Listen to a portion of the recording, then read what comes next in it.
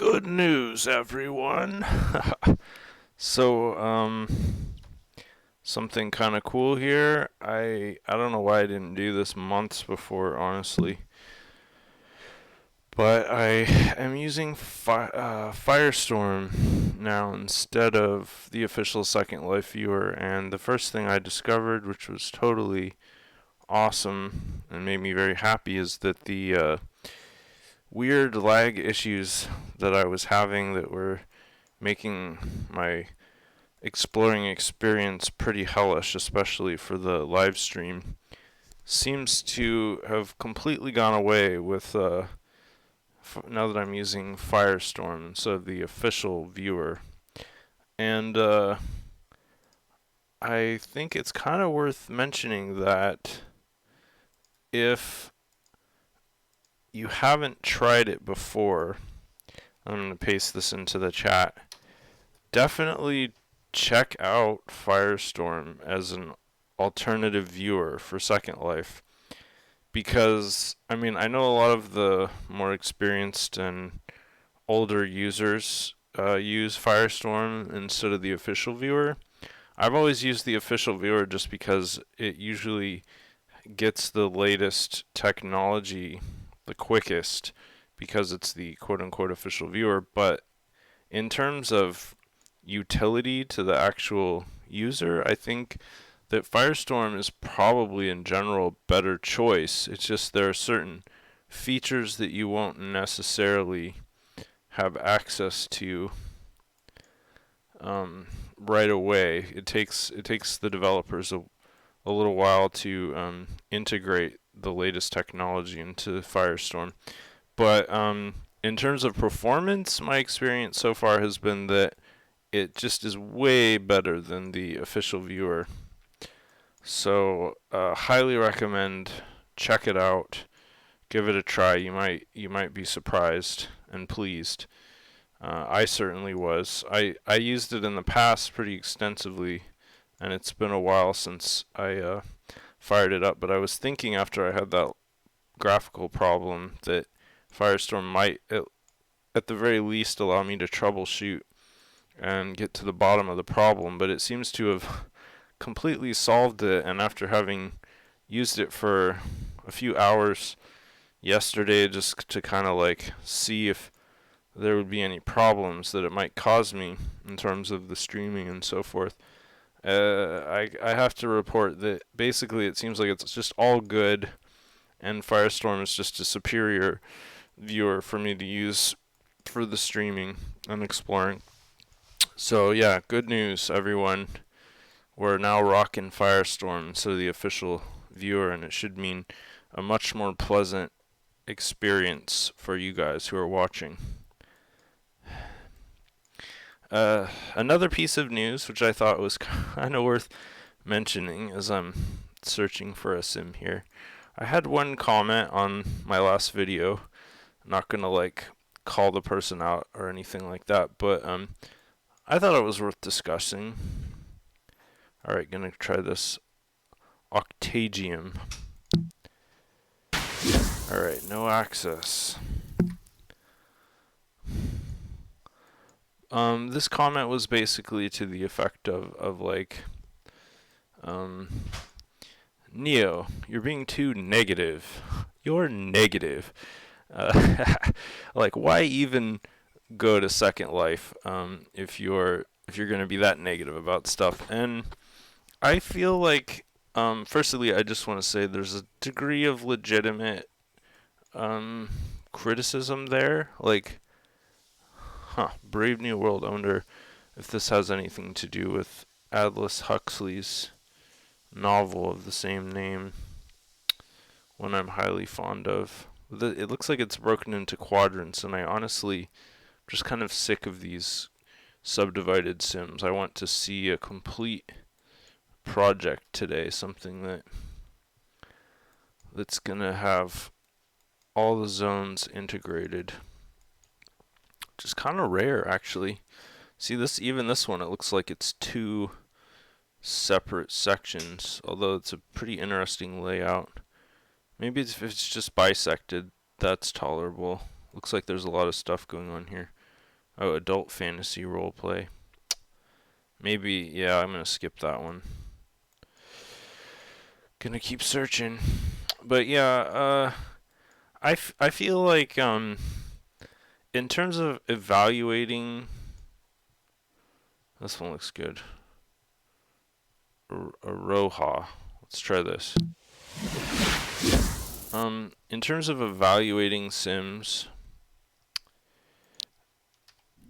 this looks like a shop type sim, but also it looks pretty well pulled together. Yeah, I don't know. Here's a good example. I mean, we're doing this in real time, right? It's live. People can chat if they have any issues. But I was just gonna say, like, it's a pretty fine line between constructive criticism and analysis versus just kind of like being negative inherently and just criticizing. Wow, look at how smooth this is. It's just like unbelievably smooth. No, none of that jagginess of the official viewer. Everything loads really fast. I have all the settings on ultra. Just like, this is how Second Life is meant to be experienced. I feel horrible that I put up with the official viewer shenanigans for so long, because this is on an entirely different level. It's clearly leveraging the full power of my new graphics card and my system, which honestly is not too shabby, even though it's a few years old now. Yeah, so as an explorer, as an analyst, as someone who is a huge fan of Second Life, someone who loves Second Life, who is a part of the world, not just as a creator and a participant, but as like an advocate, someone who has helped in beta testing and developing new technologies. I guess I take it pretty seriously when someone is telling me that I'm being too negative, and I just want to say, like, yes, I can be too negative. I will come right out and say it. There are times when I cross the line and I go a little too far with my criticism. I think that's a danger that is just sort of ever present, especially depending on, like, if you're just not having a good day or what. Oh wow, look at this rose bush, is so nice. So on the other hand, I'd like to defend myself a little and say that I have high standards, and I don't think that's a crime. And I analyze things in a fairly holistic and complete and conscientious way. Like, most people can tell the difference between high quality, high effort artwork versus low quality, low effort artwork. And in Second Life being what it is, of course, those two paradigms are very much clashing and ever present in the platform. And that is a real thing. It's not an illusion. I think it's disingenuous to act like it's always unicorns and rainbows and fairies and glitter and stuff, and to ignore the fact that there's a lot of stuff in Second Life that's not so great and is low effort and low quality. And I don't think it's a bad thing to call that out. I think maybe it's a bad thing to like overly go overboard and just be completely one-sided and critical. It's kind of a cool little stone circle here. But I think it's really important to also have some genuine objectivity and not be like just floating along and being like, oh, everything's so beautiful and wonderful and everyone's a wonderful creative artist and nobody everyone is trying their hardest or whatever. No, it's like, that's not realistic, and it's not honest to analyze and assess the world in that way. And I would like to say that I am just as critical of my own artwork as I am with the stuff I see in the virtual world. I don't pull any punches. Like, a lot of the stuff I've created is crap, is garbage, is trash, and I am like fully aware of this. On multiple occasions have come right out there and said that my stuff is not all like uniformly par excellence. So at least I'm not being a hypocrite, I guess, is what I'm getting around to. These are really nice little bottles here with the like herbal extracts and stuff. These are pretty high quality assets so far. But yeah, and I think in general, like if you've watched any of my videos and you think that I'm just overwhelmingly negative about Second Life, whether it's the experience or the assets or the user base, the community, I think you haven't seen enough of these videos, because many times I am just blown away, overwhelmed, and just in awe of how incredibly fantastic the creations are. That being said, I do think that there's definitely a case for being critical, highly critical, of a lot of the cultural mores and tropes that are present in Second Life, many of which I've called out on numerous occasions. And if that hurts your feelings, I'm sorry. Like I'm not trying to hurt anybody's feelings. I'm just trying to be genuine and sincere about, what I see in the world and the culture and stuff. And I feel like being genuine and sincere is the only way to be. And in the end, it makes the community stronger. It makes individuals stronger. It makes the world stronger. And above and beyond all that, it's just the right thing to do. So that's kind of how I feel about that, and that was my sort of base reaction to that comment on my last video. And yeah, I can totally understand that there's a certain like underlying sense of negativity in some of the videos. I'm not gonna like pretend that that's not a thing. I can definitely be negative. So all I'm saying is, like, don't just use one video as a sample by which you judge a person's entire like thought process or work as a whole. Do due diligence and do your homework and actually take a look at all the information that's available, and also maybe use a little bit of critical thinking on your own too, and like don't just gloss over the issues that are kind of pretty serious in virtual worlds. Things that aren't necessarily rainbows and unicorns. And like, don't just give that stuff a free pass, because like that does a disservice to everyone, in my opinion. And I think there's a lot of support for that as a theory too. So this was a Roha Raven Soul, a trope glyph. Not really a lot of information. Obviously, it's just like a shop, and it's group owned. So yeah, this was kind of interesting. Mainly just cool to see how fluidly everything is running now with Firestorm. It's a whole new world, literally. Like, I can't even get over this. So I'm only 14 minutes in. We got a lot more time today. I'm like totally psyched about this higher quality experience now. It's gotten me pumped up all over again about Second Life. This is an interesting kind of texture here. This has made me curious. Glazik. Let's see if I can go here.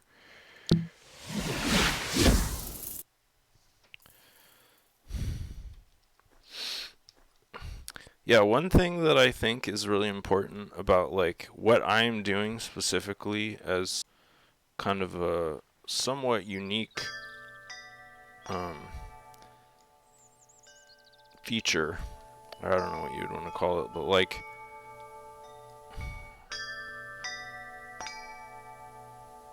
I am showing more of a complete picture of Second Life. Like, if you follow Second Life's original channels, or YouTube channel, if you go to like the recommended landmarks, the hot spots, you know, all the Instagram stuff or whatever, you're going to see this highly curated side of Second Life, which is sort of the PR version, right?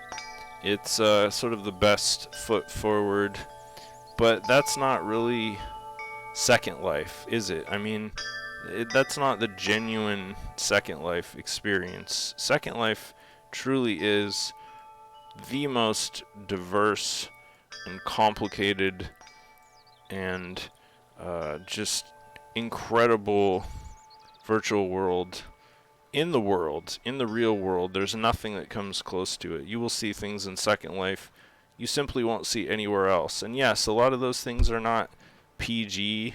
They're not even close.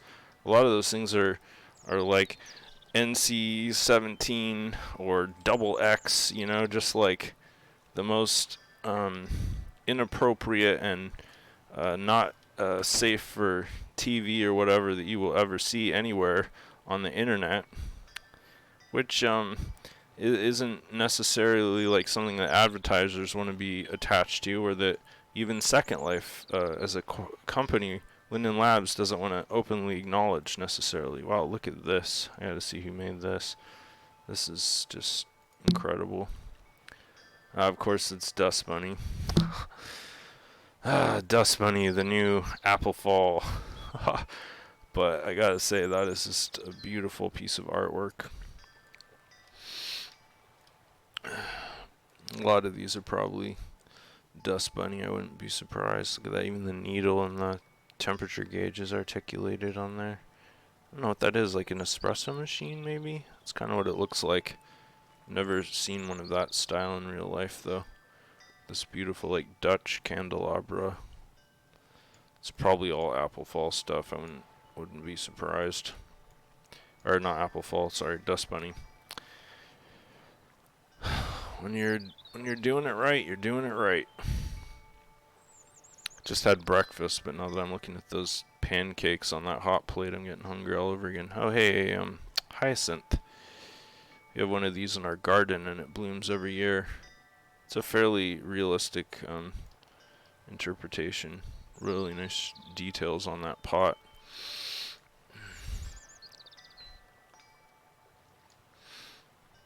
Yeah, I kind of lost my train of thought. That's what happens when you get sucked into the virtual world. Oh yeah, so I was just saying that I want to present like a real world, realistic, unvarnished view of Second Life, and that's one of the reasons that I rely on randomness instead of curated content, because I mean, Neotoy story is just like a 10 million lumen floodlight shining into the darkest crevices of the grid, and that is kind of like what I think my offering is to the community. Is just I think it's important for people to see everything that goes on in the grid so that they can get like a complete picture of what Second Life is, and see not only how great it can be, but how like ungreat it can be. And that's not a bad thing, because in our world today, the focus is always on all the bright, shiny chrome, the superficial, like happy, optimistic falseness of reality that is not a clear or complete picture of the human experience, or of any experience, really. It's very disingenuous, and I feel like it does a lot of harm on a cultural level, and on a interpersonal level, on a social and spiritual level. And I just personally, that's not how I want to like to do things. I want to see everything. I want to, fight the power. So if you're not down with that, like if you think that's the wrong way to live, like I can respect that. This is everybody's life, and you can choose how to live however you want. And if you wanna just see the unicorns and the rainbows, that's fine. But if you want to see a more holistic view of the metaverse, then by all means jump on the Neotoy story train to Wonderland, because we're gonna see some shit. Let me tell you. Quite literally, in one of my earlier videos, we stumbled upon what was quite literally a scatological sort of shrine to toilets and stuff like that. So you just never know when you click on a sim. I mean, for the most parts, any sim that's publicly available is going to be more or less um, uh, palatable for the average human being. But sometimes somebody creates a sim and they don't lock it down, and you just don't know what's going to be on there. Or even more likely, there's always like hidden areas in every sim, whether it's way up in the stratosphere. Oh, thanks Google 83. Yeah, I'm now part of the enlightened Firestorm, Team Firestorm. Definitely a quantum leap for me. But yeah, like up in outer space and in a sim, you have no idea what's up there. Someone's private, kind of meltdown into a nightmare world of some sinister and relatively unknown sexual fetish that that most people don't ever want to encounter in real life. You just don't know. Which I don't know. It's for me personally as an explorer, it's like a risk thing. Like, 'cause if you're wandering through the jungle or the woods or the park, you never know what you might encounter. There could be a lion or some jacked up meth addict who sticks a knife in you. You just never know. It's like a real risk when you're just rolling the dice when you're looking for Sims in Second Life, and that, like, it kind of adds a little bit of a thrill to it. I'm not gonna lie, there's a little bit of a thrill there. I just kind of hope that things never get totally out of hand, but keeping it real. So it looks like there's just some beach houses, kind of the aerial view, like the thumbnail of the sim really sort of was a little misleading. However, like, I don't know, the more sims I visit with that looks almost exactly like the thumbnail, honestly. So it's pretty true to life. You can usually tell like the base landscape material of a sim just by the color of the thumbnail, like whether it's sand or the default sim grass texture or whatever. Okay, so that's another shade of blue, fairy forest. How apropos. Just the kind of thing that you would expect on a sim in Second Life. Was that critical? Like, maybe a little, but honestly, it's just the truth. The fact is, there's a lot of these sort of fantasy fairy forest sims. It's not necessarily a bad thing. Just because I'm calling it out doesn't imply judgment necessarily. But I don't know. I feel like, here is a little judgment. I feel like the more of something there is, the more generic it is, the less original and creative and exciting it is. I don't think that's a very subjective analysis. It's pretty objective, really. Like, here's another fairy garden. Here's a pagan place. Yeah, I don't know. I've seen a lot of sims that are very similar to this. There's another fairy sim. Fairy tale. People like fairies. That much is clear. I don't think that's a bad thing. But it doesn't mean I want to go to like every single sim that has the word fairy in it. Okay, this sounds kind of sinister. Red string. The red string of fate. Alright, let's try this out. No valid parcel. That mystery status that I'm gonna have to look that up one of these days. Luna City, I feel like I've been there already. Lucid Dream. Rainbow Reef. There we go, we were just talking about rainbows. Standalone homestead sim. Looks like a rental. Oh, the whole thing's for sale. Wow. Hey, I could buy Rainbow Reef. Only $300 a month. Inspired Dreams. Okay. I'm just gonna blind try this one out. No valid parcel. I guess we won't be having any inspired dreams today. It's just gonna be the doldrums. How could you let me down, inspired dreams? I was so ready. I needed that. No. This is really blowing my mind. Like, I came across this area the other day and was just so surprised by the concentration. Like, there's so much activity of avatars in this area, which doesn't really make a lot of sense because there isn't really any logical reason unless all of the sims are owned by the same kind of conglomerate that's all kind of using the same formula to attract viewers. Oh yeah, Farnham.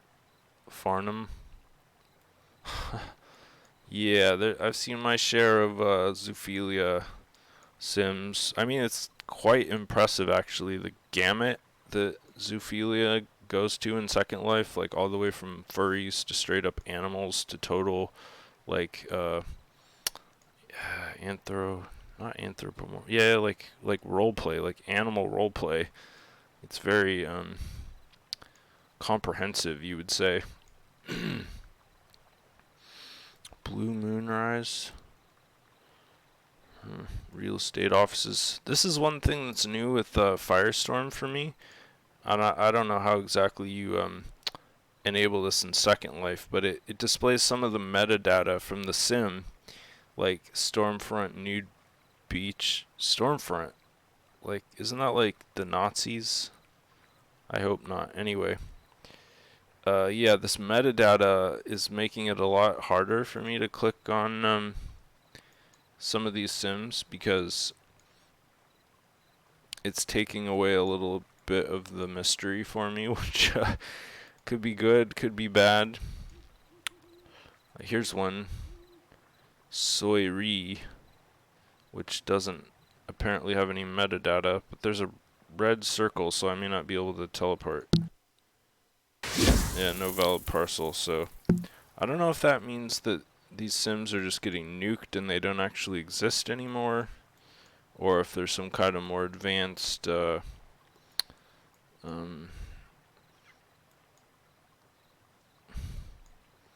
validity for or validation for visitors or whatever. Who knows? Alright, Elven Home, I'm gonna try this. Alright, no access, so at least that's a straightforward answer telling me that I'm not permitted to go there. Which, this kind of reminds me of a thought I had the other day. In fact, it was yesterday. Alright, the continent. Let's try this. Nope. Wow. It's like this whole area is just an illusion. So this idea I had. Alright, Nord Hearts. Let's try this. Alright, that sounds exciting.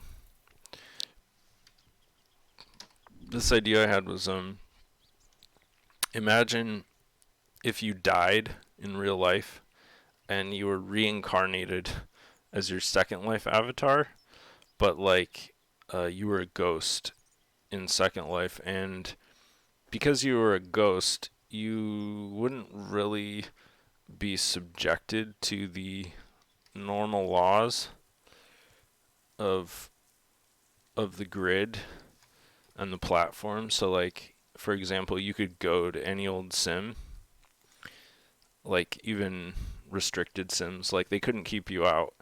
And you could build anywhere. You could just like res objects, and you could create objects. It would be like virtual reality, like a sake kind of. Like you just wake up and you like are looking down and you see your avatar's hands, and they're like all pixelated and blocky and stuff.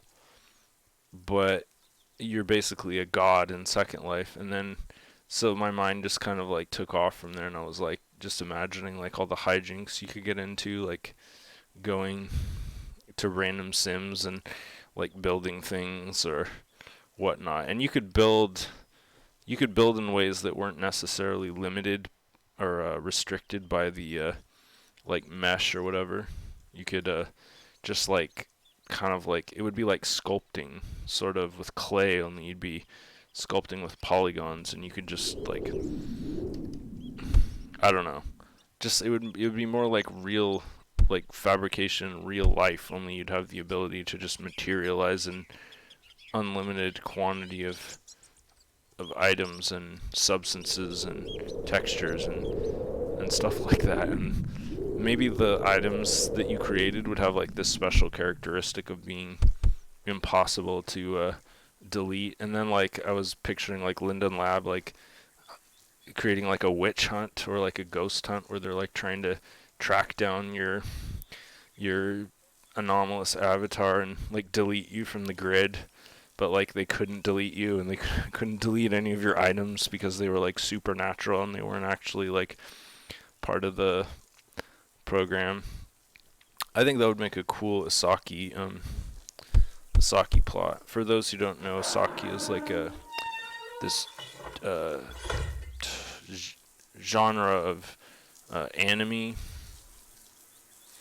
like Grote, mit Dungeon, Jedi, Deinstag, and Freitag, Abtur Party. That's my best German. Oh, this is pretty cool so far. And the fact that it's actually like being displayed at a reasonable frame rate is making it even better. The BDSM Grate, which maybe means grotto in German, I don't know. My German's a little sketchy. I think I will skip the BDSM dungeon for the time being and just kind of walk around here. Strawberry Fields. Nice jukebox. Standard bar. A little bit higher quality than the usual, but I kind of want to go upstairs. But yeah, Isaki is this subgenre in anime where basically the main character is usually killed in real life, like either like trying to save somebody else's life or just ludicrously dying.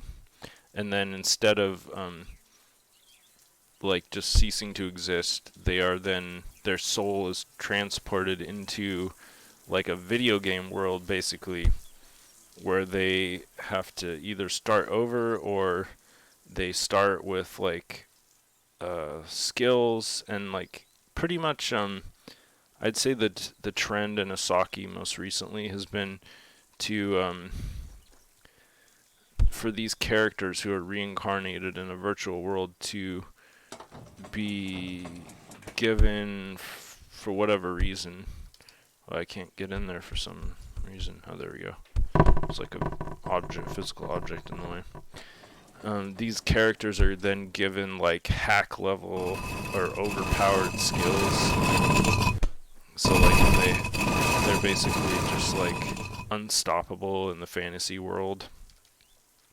But it's kind of taken over anime. Like each new season, there's like maybe 4 or 5 Asaki shows. Like the genre just gets more and more popular, and of course, popularity means copycats. I don't know who made the first Asaki. Oh yeah, yeah, the slime one. That's like one of the most popular. I'm actually reading the manga of that right now. It's called like the title is how or that time that I became reincarnated as a slime is the English version of that one. And that one's pretty good. And let's see, how does he get all of his powers? Trying to remember because he's like way overpowered. All right, so he's like this there's this internet online legend, which this actually is hilarious. Um, so like if you don't lose your virginity by the time you reach age 30, you become a wizard, and you are granted all of these insane magical powers. I mean, it's obviously just kind of like a platitudinous way to make incels feel better, which isn't necessarily a bad thing, but it's kind of a funny urban legend in Japan. So anyway, this guy is like kind of a salary worker in Japan, but he's like in his 30s, and he's still a virgin. And then his young coworker who he's like friends with, um, they're both walking along like on the sidewalk, and his friend or his younger coworker is with him, and this crazy like hobo runs up to them with a knife, and he's gonna kill the younger kid. And so the older guy, he jumps in front of the knife and takes the knife for this kid, and he dies, of course. But as he's dying, he has this thought like pop into his head as he's being reincarnated uh, that he died a virgin, and that's really sad, but at least he's going to become a wizard in the next life or something like that. And this like being that mediates the reincarnation process then is like well, these are what your power is going to be. Like basically your powers are assigned to you based on the thoughts that you have in your head while you're dying. So basically uh, the mediator gives this guy who is then reincarnated as a slime like all of these totally overpowered skills. I'm trying to get out of here, but I forgot where the main entrance is. I think it's down there, and it's not letting me drop down at all either. Ugh, come on. I'm trying to remember the jump key. Alright, at least I can fly. So yeah, this slime, he gets this one special power that I forgot what it's called. It's called like greater intelligence or something. But anyway, it allows him to like analyze uh and like figure things out in the world and absorb powers and stuff. So he's just like totally overpowered compared to every other creature. So yeah, that's one of the like primary examples of Asaki. And of course, I think Sword Art Online was probably one of the first, which is a pretty good anime. Which I don't know if it's like if it's actually um an authentic Asaki, because I'm not really sure exactly what makes an Asaki, but like in Sword Art Online, it's a little different because these guys are like using these full immersion VR rigs where they put on this helmet and it like interfaces with their brain, and then it transports them into an actual game world, or at least their consciousness is kind of like manifesting in a game world, kind of like if you were doing Second Life in VR. But the catch is that, and sorry, spoilers, if you guys are ever going to watch Sword Art Online, close your ears, because basically what happens is these VR rigs that are designed for these people, they uh, force you to stay inside the game. You can't leave, and if you leave, you die. So and also if you die in the game, you die in real life. So it's pretty like sinister and scary. Like the first time I watched Sword Art Online, I was like kind of terrified because at the time I was playing this game called Path of Exile, and I had this hardcore character, which means that like when you die, you die, you don't come back. And I got him up to level 88, which was like really high. And I was just like every time I went into battle, I was terrified that I was gonna um, lose my character. This whole sim is surrounded by a environment, so I can't do like a basic check. But yeah, this is Nordhaar's German goth club. Kind of a cool build. I mean, I've seen a lot worse, honestly, when it comes to like clubs in Second Life. And they did a pretty good job on the landscaping and the like surrounding area. Yeah, I'll give it like a B minus, I guess. Alright, let's see, back to Plains. Check the map for the next area. Got like 20 minutes left, so probably enough time for one more sim.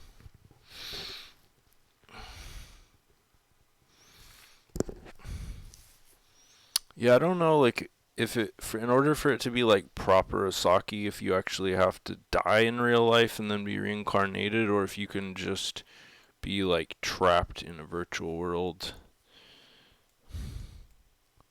Honestly, I feel like being trapped in Second Life would be kind of a nightmare, to be honest. Not that Second Life isn't like a. I mean, if I could be trapped in any virtual world, it probably would be Second Life. But at the same time, like, I don't know. There's a lot of things about Second Life that I think would really make it kind of a painful experience over time. I mean, it would be pretty lonely. I mean, with just 40,000 people logging in every day, you'd really have to you'd have to wander around a lot, and I don't know. It's kind of an interesting thought experiment. On the other hand, like Second Life, unlike a lot of virtual worlds or a lot of fictitious fantasy environments that you could potentially be reincarnated into, like at least the ability to create is inherent to the platform. So that's pretty cool. Like you could build a house. Virtual mountain, this sounds kind of interesting. I mean, you could build things like tools and stuff, and you wouldn't have to eat, maybe. I don't know. Wow, look at all these pipes. That's cool. It's like a water system of some sort. Not really sure if those are like turbines or treatment. I love hydraulics. It's by far one of my favorite.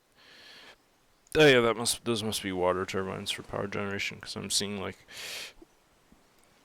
aeolian wind turbines here, so it's kind of got like a earth-friendly power generating sort of feel to it. And flying's not turned off, that's nice.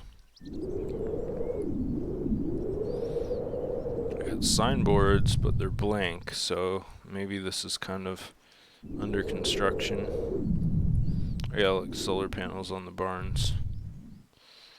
And those are just prop barns. They don't seem to have any internals or any doorways or anything. I think this is all there is here on the whole island, too.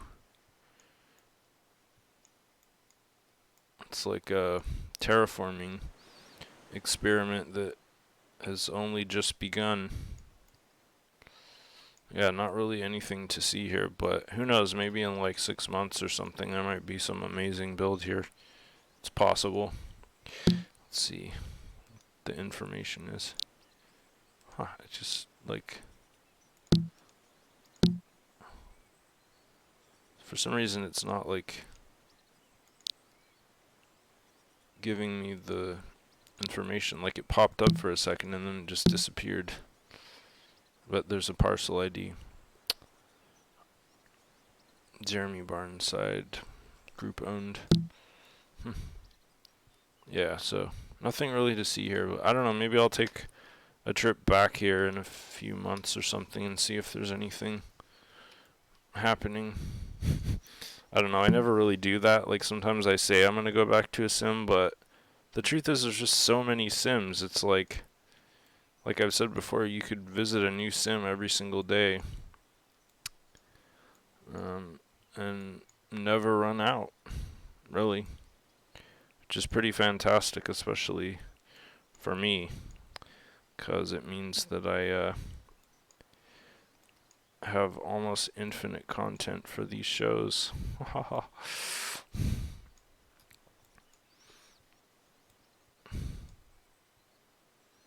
think I've been to that sim. I have to get farther and farther out. One of these days I'm definitely gonna do a mainland sort of jaunt out into the university block. I don't really go down into this corner very much, so maybe there's a sim over here, like to the right of the mainland. Yeah, there's a few little, like, side sims over here. Seems like that whole, like, left or right side of the off the mainland is basically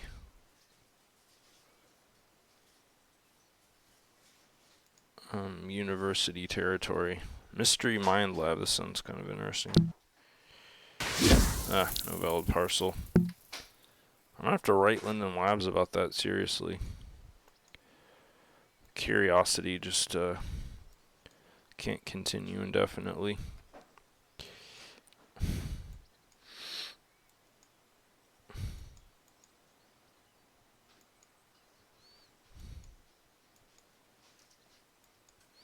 I also, in the future, I want to go to, like, some of these high-profile sims, like the gaming sims. Questionable virtues. Okay. Alright. Sign me up.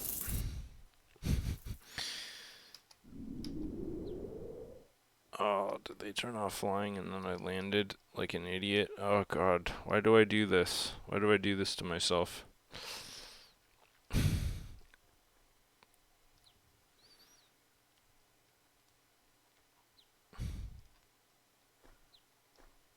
I love how Firestorm tells you, like, extra information about the simulator that the official viewer doesn't. This is a beautiful little modular rock wall here. You can see it's a module because there's two of them stuck together. They tile pretty well, not like perfectly, but well enough. Felix von Kotwitz altar. Looks like some pretty high quality assets. Oh my god, seriously? Oh my god, this is one of mine right here. My Kabuni shrine light. I made this. Oh my god. It always just, like, I know this is a little egocentric, but it always just, like, thrills the hell out of me whenever I come across one of my own.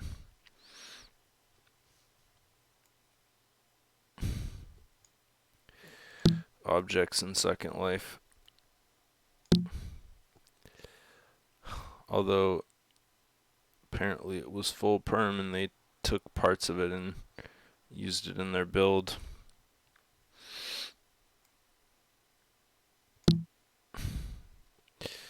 But that's pretty cool. Yeah, if you look up on my marketplace shop, and something happened here when they deconstructed it, they obviously broke it up a little bit. Or no, it's just misaligned. The center part is a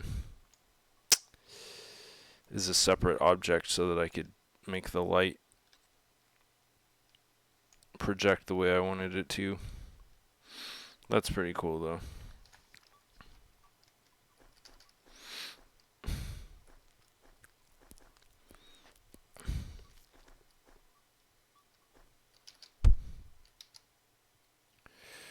Oh, seriously? There we go. Good. I remembered the jump key, thank God. Looks just like an empty little beach bungalow. Kind of a cool Asian style. Actually a really nice Japanese maybe? A little Japanese-esque.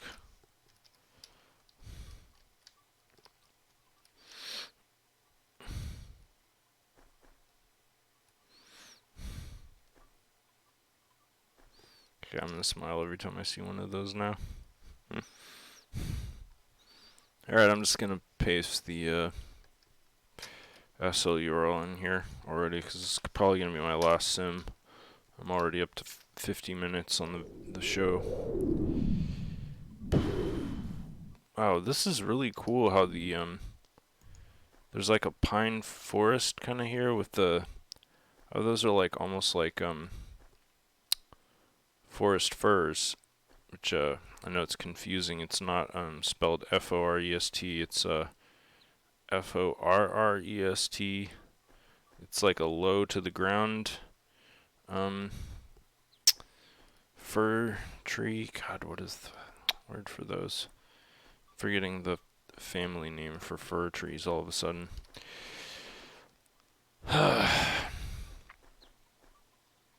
It's funny that they misaligned every single one of those lights when they rebuilt it. That's upsetting. But once you unleash your creation on the world, you know, you can't be responsible for what other people do to it. Just like Elsa, you have to let it go. That's cool. Is that like a harpoon gun? Yeah, it must be with that spiral. Kind of a pneumatic barrel. And then here's a 50 cal standard machine gun. It's a pretty cool submarine. Sorry, I loved submarines when I was a kid, so it's one of those things that really stands out to me. This one's nicer looking than mine. Although mine is an official Kabune shrine light, like it's literally a straight up copy of the actual shrine lights that they have in the Kabune shrine in Japan. That's a beautiful piece of work right there. It's a candle lantern. Aki 69. It's kind of cool. There's just like a submarine chilling in the little like Japanese garden. Nice bamboo. Oh, there's like an astrolabe over there. I'm getting all excited. I'm a huge fan of like just all the Asian aesthetics. China, Japan, Southeast Asia, Thailand, you name it. Even like Korea and Singapore. It's just so many like beautiful styles. I mean, it's not surprising since they are like some of the oldest civilizations on Earth, so they've had a lot of time to develop their science and aesthetics and spirituality and stuff, which all, of course, sort of precipitates down into their architecture and decor and so forth. I swear to God, with this like smooth frame rate, I almost feel like there are moments when I feel like I'm doing this VR and I'm like actually like just looking around in a virtual environment. It's very immersive without all that frame catching.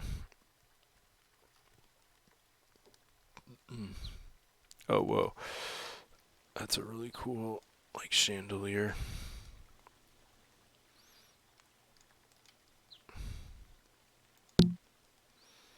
Death Row Designs.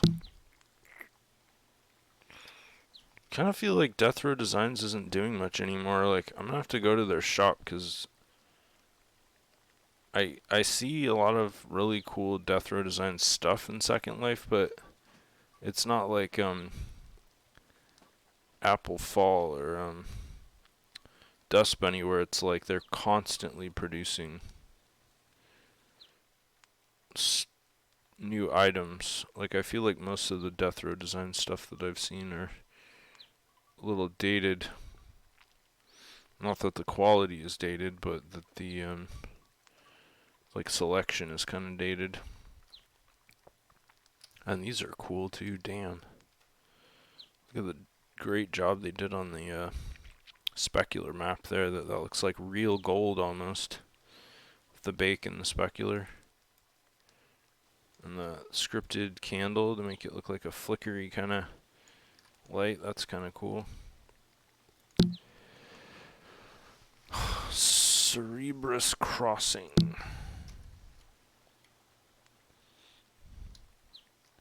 Nice jukebox over there in the corner. I tried to make one of those a long time ago, but I never like got all the way. I sort of just stopped halfway through.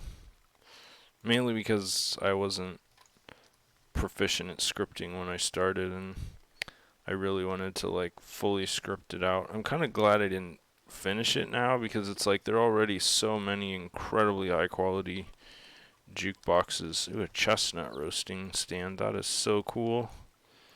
Whoa. And like really, really detailed. Like, oh my god, even all the internals are like, wow, every single one of those holes. Oh my god. Wow. I've seen some of this work before. The artist has made a lot of these kiosks. I can't remember what the last one I saw was. It wasn't like a hot dog stand. It was like a noodle stand or something. Desigvoom D-Lab. Yeah. That's pretty cool though. I don't know. I've never seen one of these in real life, but I'm just assuming that there is such a thing as a hot roasted chestnut stand. Although, fun fact, it's actually much easier to boil chestnuts. You get a much higher success rate for like fully cooking them, and they're much easier to peel when you boil them. Roasting them is actually quite an art form that requires. Wow, look at that cinnamon roll, is so like well articulated. I like to see the poly count on these. Oh, that's a pretty reasonable poly count on that. Like very well optimized cider. He made these cups. Death Row Designs. Yeah, this is where the money is. I swear to God, if you wanna strike it rich in Second Life, all these kind of like accoutrements and stuff that you see everywhere. I mean, obviously, just in the last like 5 videos that I've made, the number of items that have either been Dust Bunny or Apple Fall or that other guy, the I can never remember the middle number. But yeah, those are clearly where the money's at because everybody's buying that stuff.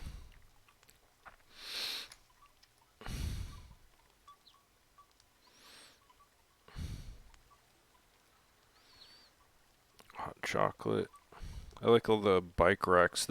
I gotta say, this is like a very, very well composed landscape of like little interconnected areas. This is just like fantastic. I'm sure whoever made this had like a very well thought out plan for like spacing and all that stuff. Oh, whoa.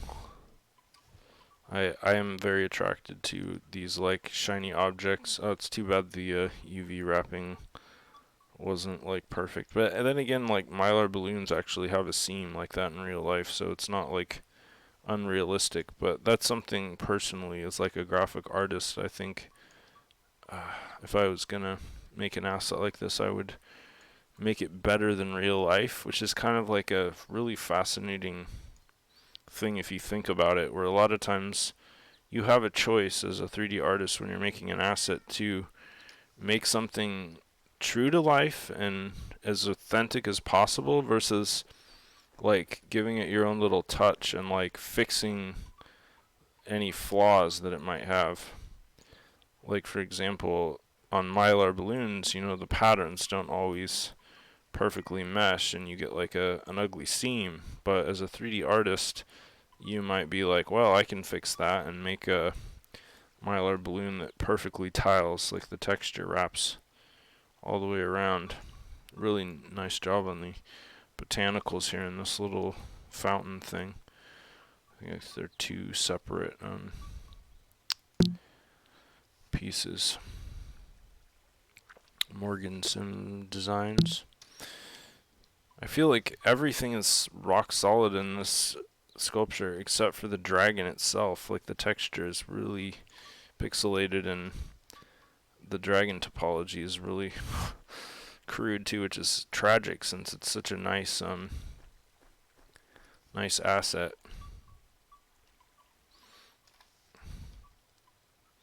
Alright, I wanted to go see this big castle. Man, this is gonna be a long video because this is like this is one of those sims where I would spend like an hour just exploring a single sim, which I may end up doing. This may be like a 2-hour live stream today. We'll see how much my partner's willing to tolerate.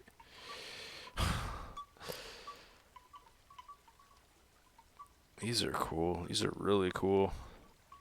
Like the snow on the tiles.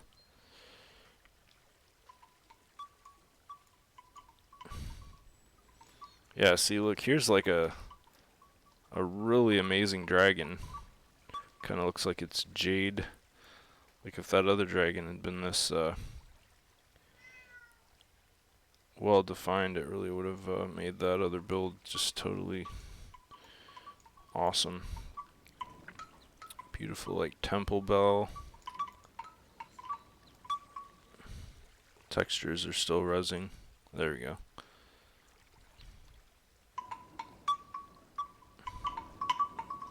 Bamboo wind chimes, that's pretty cool.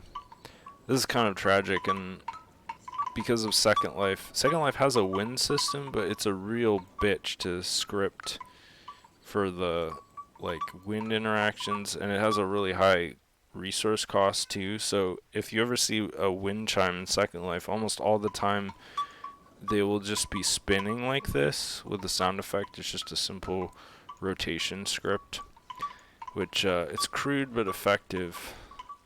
But I would love someday to script a wind chime in Second Life that was like fully authentic and pulled the wind speed and direction and actually made the objects like bounce into each other and then used that intersectionality to generate tones with like a pitch shift or something. I mean, it would be really like a more effort would go into the scripting than into the modeling, but I think that would be a pretty cool project.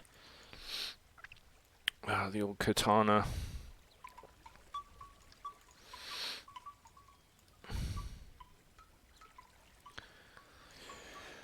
I've seen so many katanas in Second Life.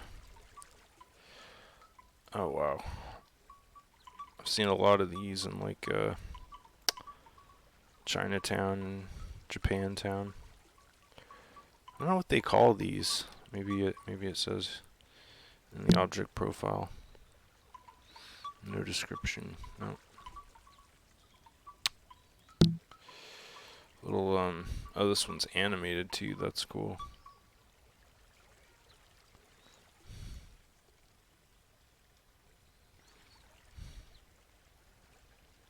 If those are animesh or just multi-model animations, they look like yeah, they're just multi-model, but it's still really effective.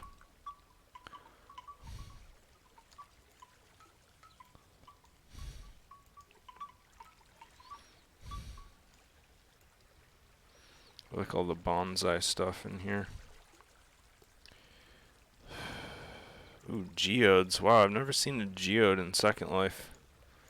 It's cool. Huh. Huh. Even fully res, the texture is kind of low resolution. It's not a very big object with low topology, so it's kind of a surprise that it's not higher definition, but it's still pretty cool.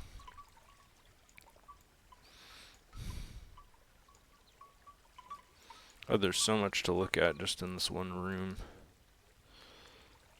That's cool. An old ziggurat. It's like Aztec, maybe? Not sure.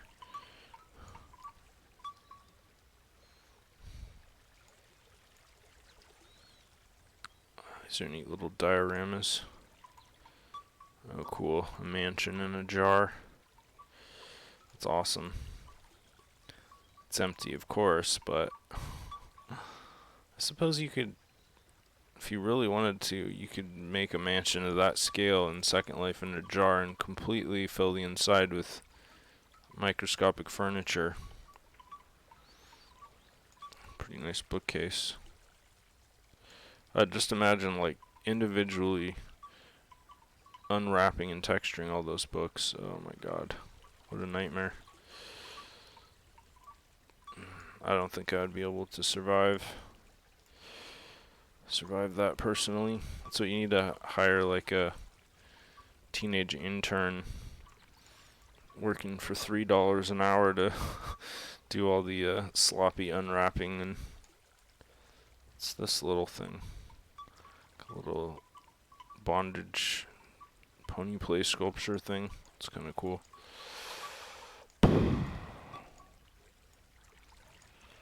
Are these peonies? Is that what these are? Flower doll case, it doesn't even say. I like the petals, or the leaves, I mean. Really beautiful. Wow, look at the detail on these little, like, door hangers and these tassels. That's pretty cool.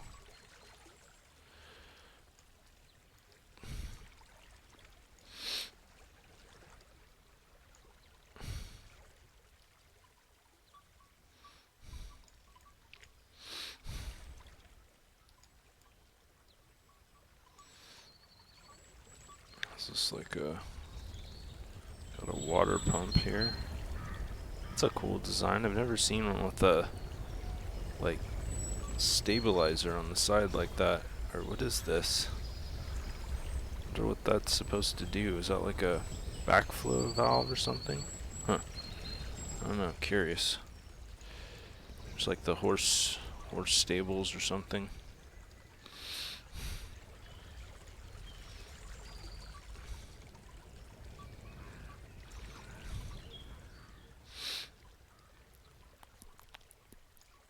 Horse stables, but there are no horses. Looks like we got some Animesh cyborg dancers here. Kinda cool. That's gross with like the viscera inside.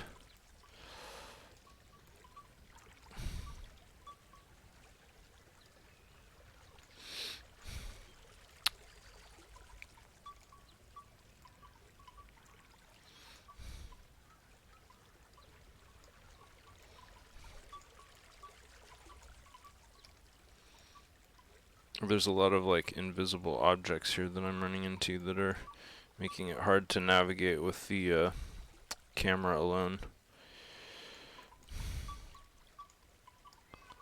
Espresso machine. Wow, look at the details on that frame. Subtle little details on all these pieces really, like, it makes the whole very aesthetically appealing. Whether you're zooming in or just like looking at them from a distance. Wow, look at this tea set. That's pretty cool. What the hell are these things? Looks like some kind of teleporter or something.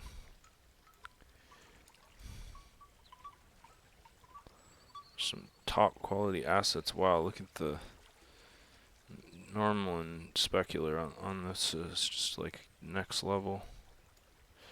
It's a really nice bake. Cerebrus Crossing. Clearly kind of specializing in the Eastern aesthetic. This looks like some kind of sex toy of some sort. I love how in Second Life people just leave their sex toys like all over the place, like unlike in real life, you know? I mean, would people do that if they thought they could get away with it in real life? I kind of wonder, because given how often you see it in Second Life, it kind of makes you think.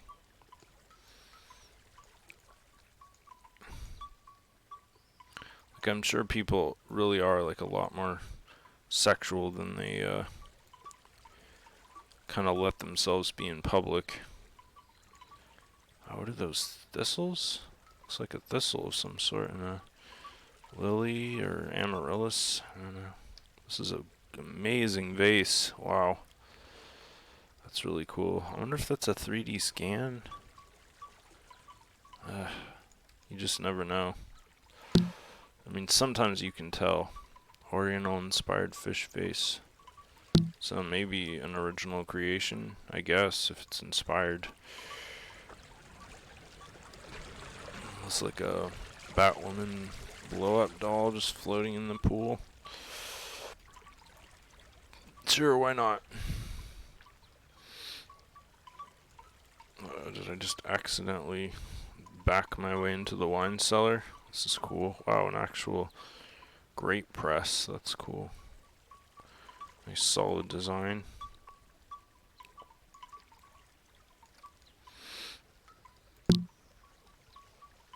Compulsion overdrive. I've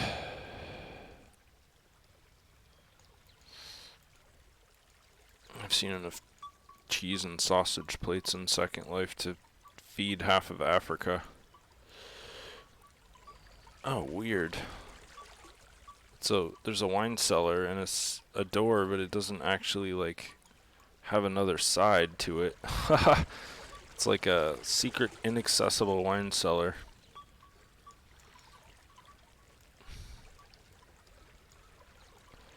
Probably something that was included with the prefab build.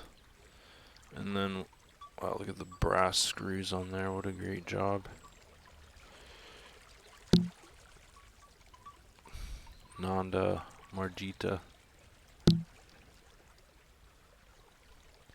Here's a little like builder's pro tip. If you see any kind of little fine articulate detail like this, notice that often the screws will all be in the same alignment. That's because they're just copy and pasted.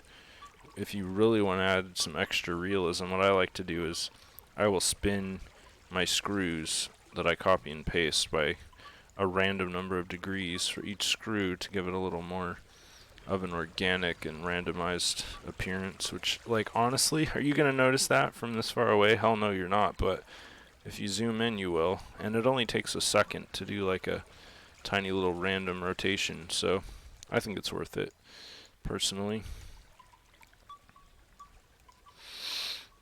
And I wish I'd found this sim first, because it's been a pretty neat sim to explore with a lot of really high quality assets. Everything in here is very themed. Sort of like latex, sort of black latex look. What the hell? This is bizarre. It's like a mermaid mannequin type thing. Interesting. It's kind of a cool bondage chair.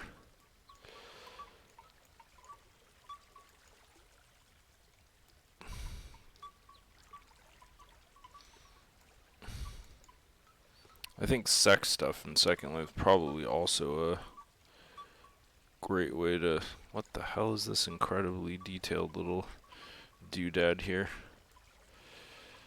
Wow, that's a lot of polys for whatever it is. sex stuff in Second Life definitely like a huge moneymaker if you're trying to like break even on the marketplace. Another like bondage frame of some sort. Bed doesn't look super comfortable to me, but whatever.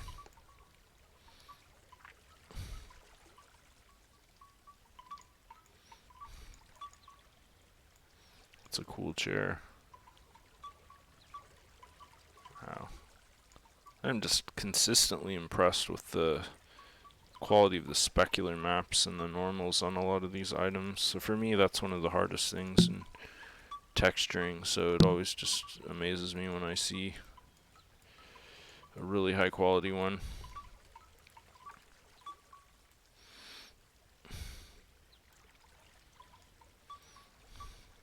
Whoa.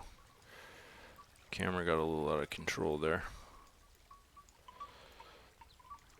It's like a cello, maybe? Or a viol? I don't know. A little telescope on the top floor. Oh, cool. I didn't even notice this. Water wheel over here.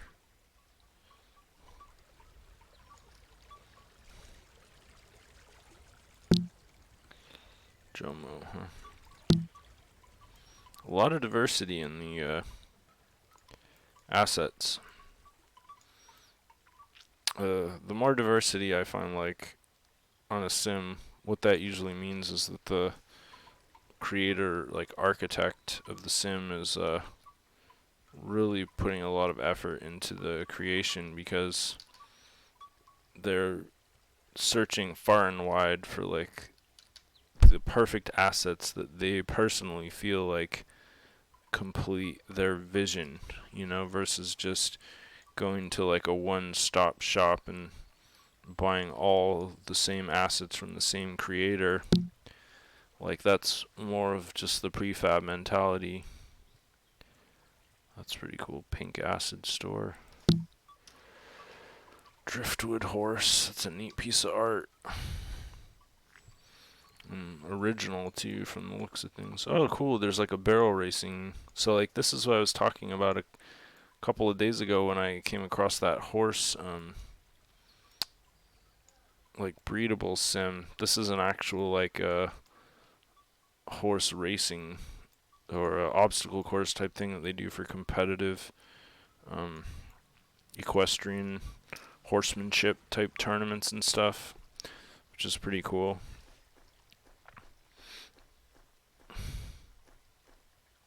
Universal cart reser. Okay. I guess. Oh, cute little cat.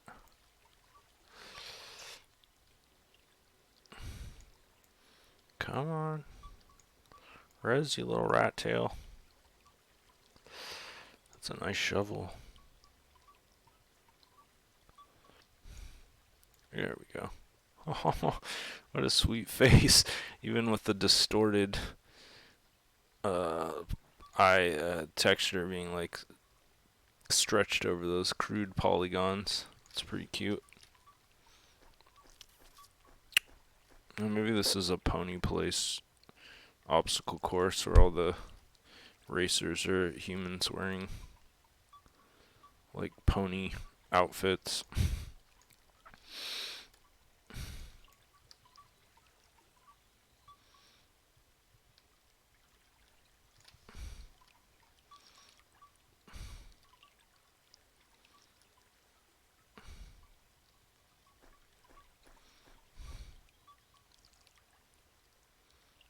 Pony girl. So yeah, those are definitely for pony play. Okay, I get it. So that cart reser is just for like various carts that the humans can pull. Or avatars, I guess.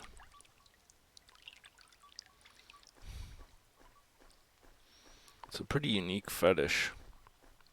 Maybe they have horses and human ponies running side by side. Oh, these look just like prop horses. Not animated. Oh, that's cool. I've never seen a foal in Second Life. That's kind of neat. Looks like it just came out of the horse too.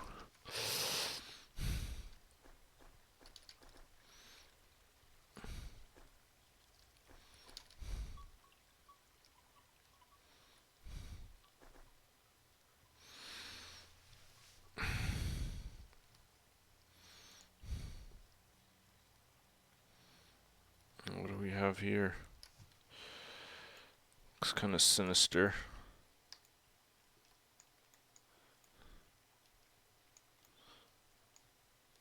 Like a cage for human ponies, maybe? I don't know.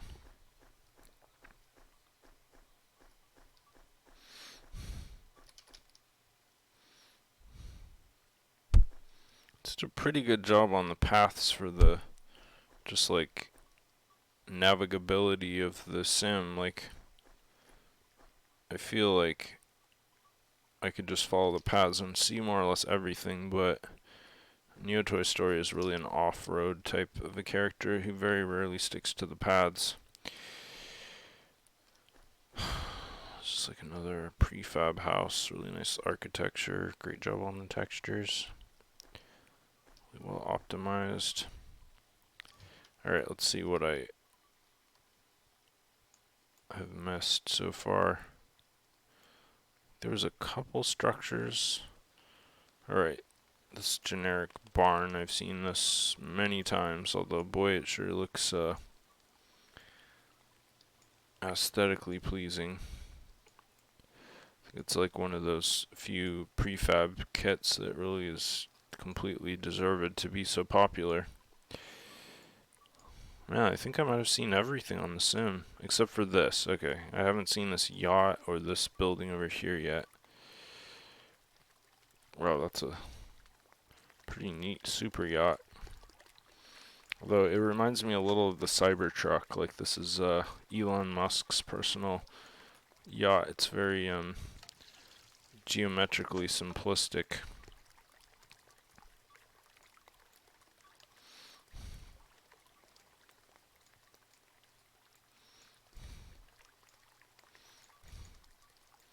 Yo, dog, we put a yacht in your yacht so you can sail while you sail.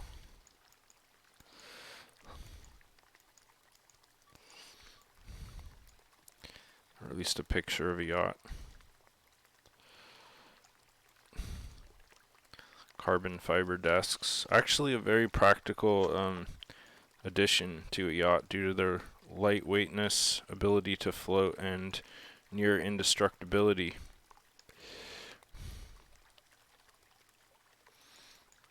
Kitchen seems a bit cramped. I mean, Jesus, if you have a super yacht that's like 60 feet long, I think you could spare a little bit of room for like a full-size kitchen, you know what I mean? Oh yeah, the astrolabe. I wanted to see this. Alright, this looks very worthy to inspect, so I'm just gonna see if I can teleport sit. There we go. Stand.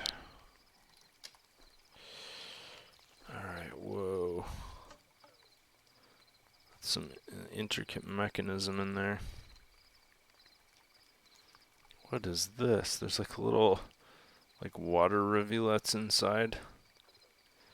Reminds me of a roulette table kind of in a way, but looks like the gears are basically just for show. They don't actually mechanically interface with anything. It's still pretty cool though. And scripting multiple rotations like this is no joke, let me tell you.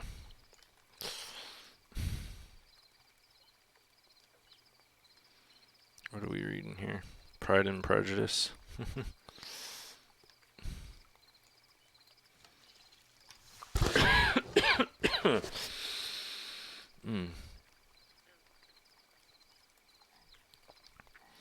That's cool, like a star chart projector type globe. Very mystical looking.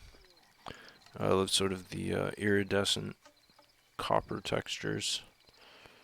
like tempered copper. Wow, lots of beautiful fine details on this. Global decor, celestial, Rico. Interesting design. Seems like a very original piece of decor. Nomad Mystery Memory Game. Is it an actual game that you can play? Oh, whoa.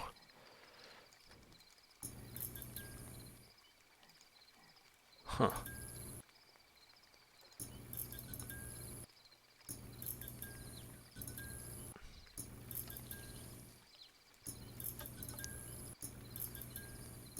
So they like light up when you click on it, and then you repeat the pattern, and then it shows you a new pattern.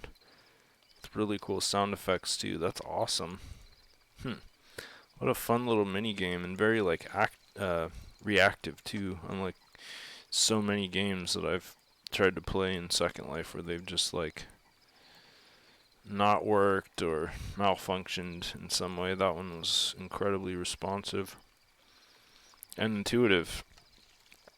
Lots of really neat props in this area. An hourglass frozen in time. Uh-oh, I lost. Game over. Game over, man. Bird feeder? Oh, nice. That's cool. This whole, like, mini pagoda thing is awesome. Okay, let's see. There was one other building. This one. Which looks like, actually, like a private residence. Oh yeah, it literally says private residence on the sign out front. That's hilarious. Let's see if I can go in. Oh, alright, there we go. Sakura. Plenty of cute cats for me to oogle. Oh, actually, that's not a cute cat. That's one of those really unappealing looking cats with the face that looks like it was smashed with a cast iron frying pan. Really 14 karat, not rose gold. That was easy. Okay, an easy button.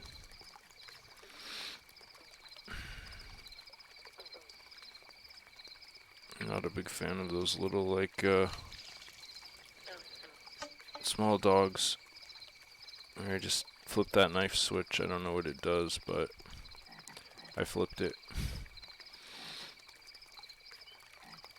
This is a really nice little, cozy environment. Look at that big, fat seal.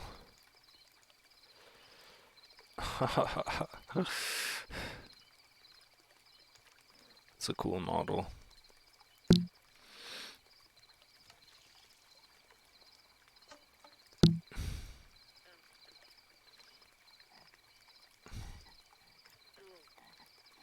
It's cool little rose lights.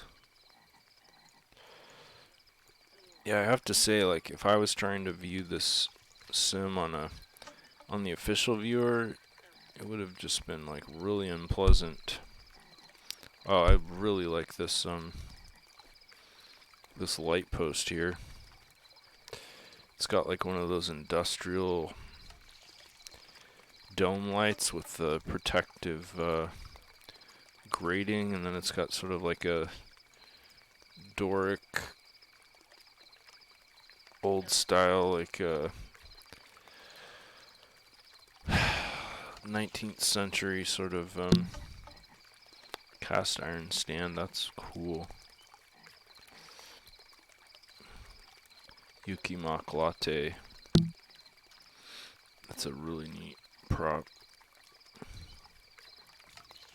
Fit right in like a steampunk city. Oh wow, there's a lot of really nice lamps here actually. Well, look at this. Huh. Surprisingly, like, the texturing job on there was not very high pref, but from even just a few inches away, it looks absolutely fantastic. It's really cool effect.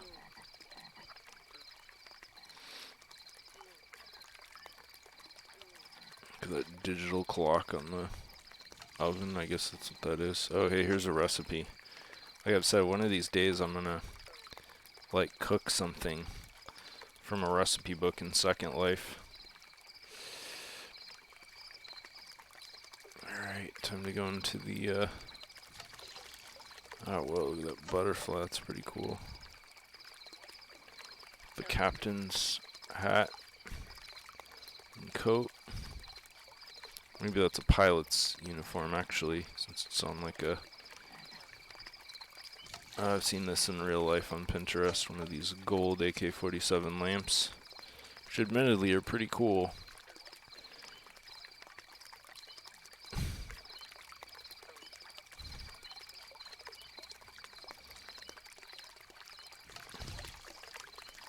It's a lot of details, damn.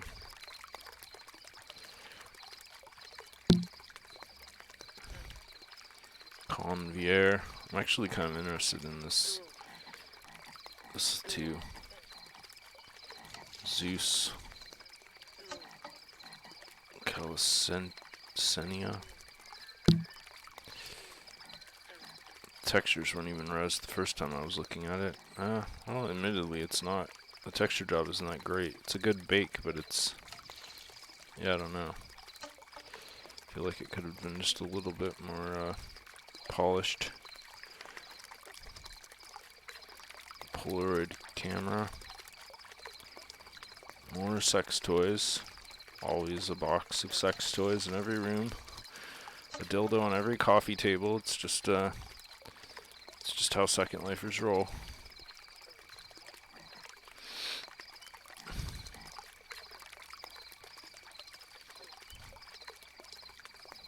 Pretty nice katanas up there on that shelf too, but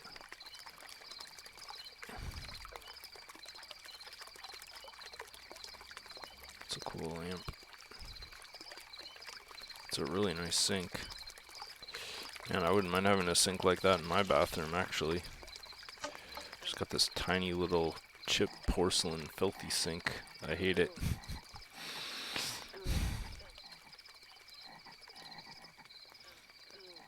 Couple of, like, Stratocasters there. That's a nice furniture in here.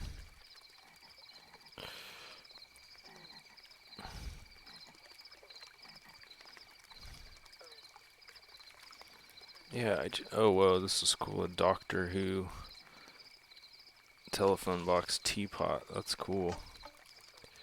I can even read that. Caution, hot, handle with care. That's pretty cool. Yeah, I don't know, like, the BDSM decor thing, like, I don't get it, honestly. I just don't. I mean, it honestly just does not fit in with, like, all the other decor that you see, like, in a normal living environment. Like, in the bedroom, I can sort of understand it a little bit more, but just, like, in every room of the house, it just, I don't know. I'm not saying, like, I disapprove or anything, I just don't get it. So yeah, that's like everything in the house, I guess, pretty much. It was only one story. Nice, I love linear house layouts like this.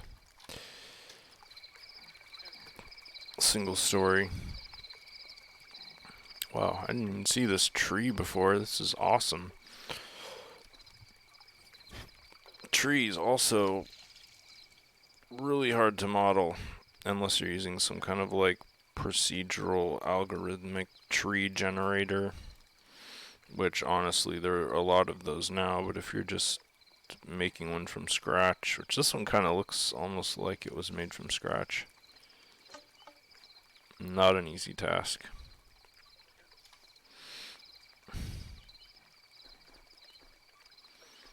And you just got the standard recreational equipment here. Looks like some kind of Jeep knockoff. Bobsled. Camp out.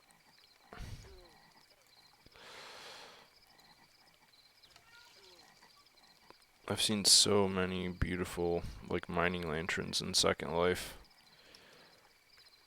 I kind of want to like just start ranking them. This is one of the better ones I've seen.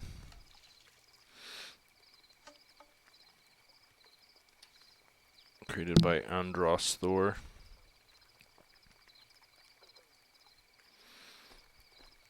Alright, I think that just about wraps it up, and we're wow, 1 hour and 35. It's definitely a longer